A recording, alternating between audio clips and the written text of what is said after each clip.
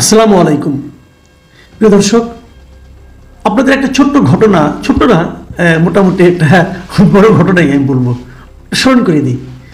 গত মাসে মানে ফেব্রুয়ারির 23 তারিখ রবিবার রাতে, দিবাগত রাতে রাত 3টা, সেই সময় আমাদের স্বরাষ্ট্র বিষয়ক উপদেষ্টা একটা প্রেস কনফারেন্স করেছিলেন।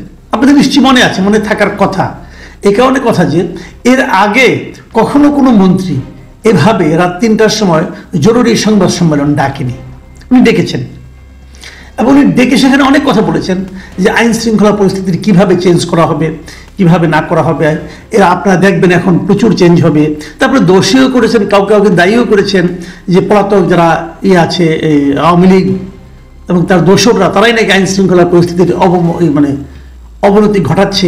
এগুলো অনেক কথা বলেছেন এবং শেষে একটা কথা স্পষ্ট করে বলেছেন যে আগামীকাল সোমবার থেকেই আপনারা আইন শৃঙ্খলা পরিস্থিতির উন্নতির একটা নমুনা দেখতে পাবেন সারা দেশে।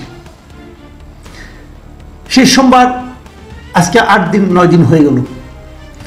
পরিবর্তন দেখেছেন আপনারা কতটুকু আমি জানি না। আপনারা নিশ্চয়ই আমাদের যদি পত্রপত্রিকা দেখেন, এমন কোনো দিন কি ছিল যেদিন কোনো একটা অঘটন ঘটেনি? ঘটেছে। ছিনতাই, ছিচকে চুরি, এগুলো তো হয়েছে। এগুলি বাদ দিই, এগুলো আমি ধরি না কেন? মানুষ হয়তো অভাবের কারণে অনেক সময় এরকম ছিনতাই টিনতাই করতে পারে, এটা আমি বাদই রাখলাম। কিন্তু আপনারা এটাকে কি বলবেন যেটা গত রাতে ঘটলো? গত রাতে কি ঘটলো? গুলশানের একটা বাড়িতে, শাহাবুদ্দিন পার্ক, গুলশানের শাহাবুদ্দিন আহমেদ পার্ক আছে, সেই পার্কের পাশের একটা বাড়িতে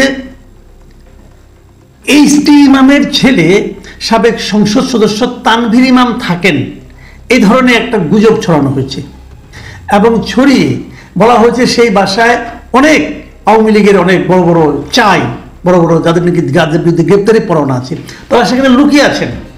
বলা হয়েছে সেখানে প্রচুর অস্ত্র আছে। বলা হয়েছে 200-300 কোটি টাকা সেখানে লুকিয়ে রাখা হয়েছে। এগুলো বলে প্রায় 100 খানেক লোক ওই বাড়িতে ঢুকে পড়ে দরজা ভেঙে, কেয়ারটেকার মানা করেছে, কেয়ারটেকার বারবার বলেছে যে এই বাড়িতে এইচটি ইমামের ছেলে থাকেন না। উনি বারবার বলেছেন, কার কথা কে শুনি। ভেঙে ঢুকে তারা ওইখানে তছনছ করেছে পুরো বাড়ি। আলমারি খুলেছে, ওয়ার্ড্রপ খুলেছে, এটা খুলেছে, সব তছনছ অবস্থা একটা। আবার ওইটা আবার আমাদের মিডিয়াগুলো আমি একটু হেসে নিলাম, কিছু মনে করবেন না, আমাদের মিডিয়াগুলো দায়িত্ববান মিডিয়া যারা, আমাদের মিডিয়াগুলো সেটাকে লাইভ সম্প্রচার করেছে। আবার মিডিয়াকে একদিক দিয়ে ধন্যবাদও দিচ্ছি এই কারণে, লাইভ সম্প্রচার করার কারণে বাংলাদেশের মানুষ, জনগণ দেখতে পেরেছে এরা কারা, এরা কি ধরনের লোক, এদের চেহারা, ছবি, কথাবার্তা কি, মোটামুটি একটা ধারণা কিন্তু পাওয়া গেছে। এই লোকগুলো তছনছ করেছে। হঠাৎ করে আমি একটা টিমকে দেখলাম যে এই সমস্ত লোকের সঙ্গে 2-1 পুলিশকেও দেখলাম আমরা, পুলিশ সেখানে আছে। তারা কি করলো আমি জানি না, থামানোর চেষ্টা করলো না কিন্তু সহযোগিতা করলো বলতে পারবো না। এই ঘটনা প্রবাহ ঘটে যাওয়ার পরে জানা গেল না এই বাড়িতে এইচটি ইমামের ছেলে থাকে না। এই বাড়িতে যে ভদ্রমহিলা থাকেন উনি এইচটি ইমামের ছেলে, এই যে তানভীর ইমাম, তার ওয়াইফ ছিলেন, সেটাও প্রায় 2 দশকেরও বেশি সময় আগে। তারপর তাদের সঙ্গে সেপারেশন হয়ে গেছে, অনেক কিছু হয়ে গেছে। তাহলে এই অভিযোগটাই বা কে তুললো? আর এই অভিযোগ উস্কানিতে পা দিয়ে এত লোকই বা সেখানে কেন গেল? তারপর রাতে গভীর রাতে, আরো গভীর রাতে ওখানে আর্মি গিয়েছে, যে শেষ পর্যন্ত তারা ওখান থেকে 3 জন লোককে গ্রেপ্তার করেছে এবং গ্রেপ্তার করে বলছে যে এই 3 জনের মধ্যে একজন নাকি আগে এই বাড়ির কেয়ারটেকার ছিল, অন্য 2 জন বাবা পুত্র এবং পিতা পুত্র আছে। এরা নাকি এগুলো উস্কানিটা এরা মূলত দিয়েছে। কেন দিয়েছে কি সমস্যা, এটা পরে হয়তো উদ্ধার হবে।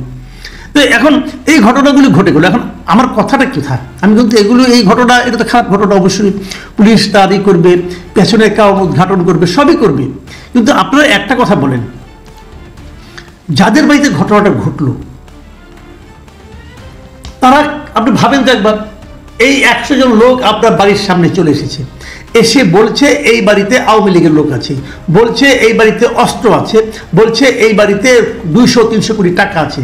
বাড়ির ভেতরে আপনি বসে আছেন, অথবা আপনার স্ত্রী বসে আছে, অথবা আপনার পুত্র কন্যারা বসে আছেন। আপনাদের কি করণীয়? প্রায় আধা ঘন্টা ধরে তারা বাড়ির সামনে হইচই করেছে, ভাঙচুর করেছে। নিশ্চয়ই আপনারা ফোন দিবেন। কাকে ফোন দিবেন? পুলিশকে ফোন দিবেন, 999-এ ফোন দিবেন। তাহলে এরা এই আধা ঘন্টা ওখানে বসে থেকে স্লোগান দিয়ে তারপর দরজা ভেঙে উপরে উঠতে তারও অনেক আগেই তো পুলিশের চলে আসার কথা। পুলিশ কেন ঘটনা প্রবাহ শেষ হওয়ার পরে আসলো? আর্মি কেন ঘটনা প্রবাহ শেষ হওয়ার পরে আসলো? এই প্রশ্নগুলো আপনার লাগে না? তারপরে ভাবেন যে আপনাদের মেন্টাল অবস্থাটা কি। আপনি ভেতরে বসে আছেন, বাইরে ধুমধাম লাথি পড়ছে, দরজা ভাঙা হচ্ছে, আপনার মানসিক অবস্থাটা, আপনার শারীরিক অবস্থাটা, আপনার হৃৎপিণ্ডের অবস্থাটা কি দাঁড়াতে পারে একবার ভাবুন। অথচ এটা কিভাবে হতে পারে? এটা হওয়া খুব কঠিন, তাই মনে করছেন আপনারা? না, ঘটনা তা না, এটা হওয়া খুব কঠিন না।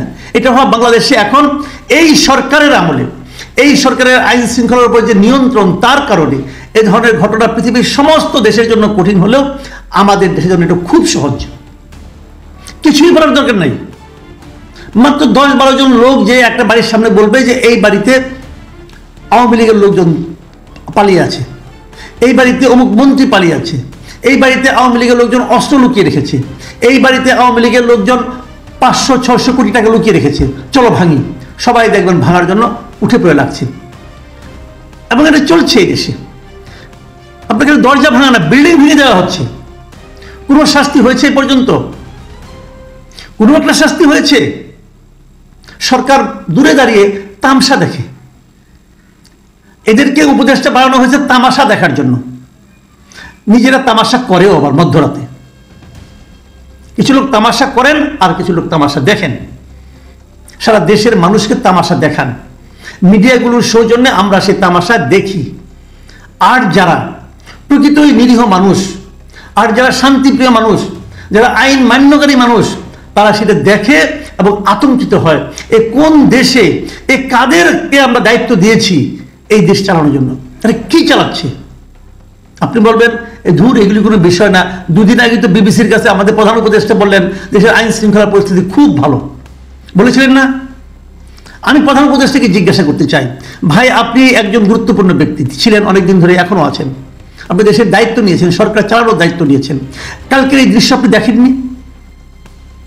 একটা বাড়িতে যে এই যে ভাঙচুরটা করা হলো, আপনি দৃশ্যটা আপনি চোখে পড়েনি? আপনার কি মনে হয়েছিল? আপনি ভুলে গেছেন যে আওয়ামী লীগ আমলে আওয়ামী লীগ সরকার আপনার উপর কি করতো? ভুলে গিয়েছেন আপনি এগুলো?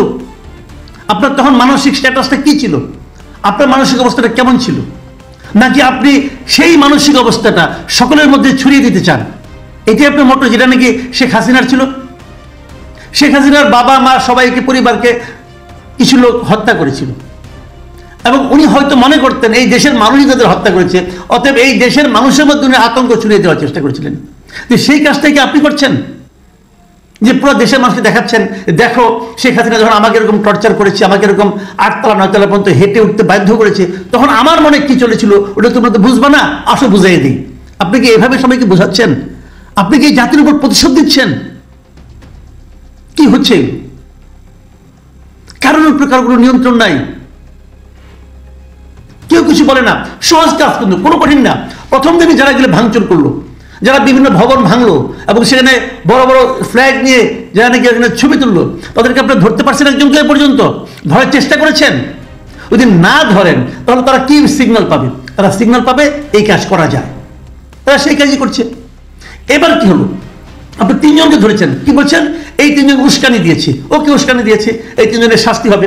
কিন্তু সেই উস্কানিতে উৎসাহী হয়ে যারা ওখানে ভেঙেছে, যারা ভিতরে গিয়েছে, প্রায় 100 জন লোক, বাকিদের ধরেন না কেন?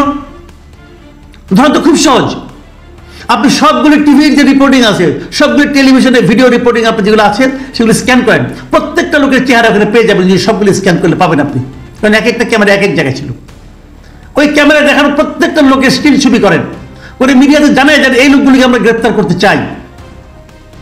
সবগুলো লোকে ধরেন, ধরে দৃষ্টান্তমূলক শাস্তি দেন। আমি ধরে নিলাম ওটা তানভীর ইমামের বাসা ছিল, হাইপোথেটিক্যাল ধরেন ওটা তানভীর ইমামের বাসাই ছিল, ওখানে 200-300 কোটি টাকাও ছিল। তারপরেও একজন পাবলিকের জন্য ওখানে ঢোকাটাকে আইনসম্মত? আপনার বাড়িটাকে ঘেরাও দিয়ে রাখতে পারতেন। আমি বাড়িটাকে ঘেরাও দিয়ে রাখছি, যতক্ষণ পর্যন্ত পুলিশ না আসবে আমরা কিন্তু সরবো না। পুলিশ আসবে, পুলিশের কাছে হ্যান্ড ওভার করে যাবে, চলে যান। আপনি ভেতরে ঢুকলেন কোন আইনে? এবং এই ভেতরে ঢোকাটা যে অপরাধ, এটা কি সরকার বোঝে? যদি বোঝে, সরকার কি তাদের প্রতি কোনো অ্যাকশন নেবে? নেবে না। আজকে দেখলাম প্রধান উপদেষ্টা প্রেস উইং একটা বিবৃতি দিয়েছে, তারা ঘটনার একটা ধারা বর্ণনা দিয়েছে। আরে ভাই, আপনাদের ধারা বর্ণনা দেওয়ার আগে এদেশের সব লোক টেলিভিশনে ধারা বর্ণনা দেখে ফেলেছে। আপনারা কি থাপথুপ করতেছেন? 3 জনকে অ্যারেস্ট করছেন, বিরাট কাজ করছেন একটা। আর বাদবাকি যাদেরকে অ্যারেস্ট করা হলো না, বাদবাকি যারা ওখানে গেল তাদেরকে তো উৎসাহ দিলেন, সেটার কি হবে? লুটপাট তো এখানে হয়েছে, লুটপাট হয়েছে, টাকা পয়সা লুটপাট করেছে, জিনিসপত্র লুটপাট করেছে, জিনিসপত্র তছরূপ করেছে। ক্ষতিপূরণ কে দিবে? রাষ্ট্র দিবে? রাষ্ট্র তার একজন নাগরিককে নিরাপত্তা দিতে পারে নাই, এবং তার রাষ্ট্রের ব্যর্থতার কারণে ওই লোকের ক্ষতিগ্রস্ত হয়েছে, সে ক্ষতিপূরণ কে দিবে? দিবে রাষ্ট্র? এ কোন জঙ্গল রাজ্যে আমরা আছি এখন? আমরা কি দেশটাকে জঙ্গল বানিয়ে ফেলার প্রতিজ্ঞা করেছি? প্রিয় দর্শক, আমি খুবই হতাশ এবং খুবই দুঃখিত। কি বলবো? আবার দেখবেন এরও পক্ষে কিছু লোক দাঁড়ায় যাবে, দেশ থেকে বিদেশ থেকে কিছু পীর মুরিদ দাঁড়ায় যাবে, বলবে বিপ্লবোত্তর দেশে এগুলি হয়, এগুলি বলবে, বলে আবার এখানে এর পেছনে আবার একটা যুক্তি দেওয়ার চেষ্টা করবে। এই তো দেশের অবস্থা। প্রিয় দর্শক, এখন এই পর্যন্তই। আল্লাহ হাফেজ।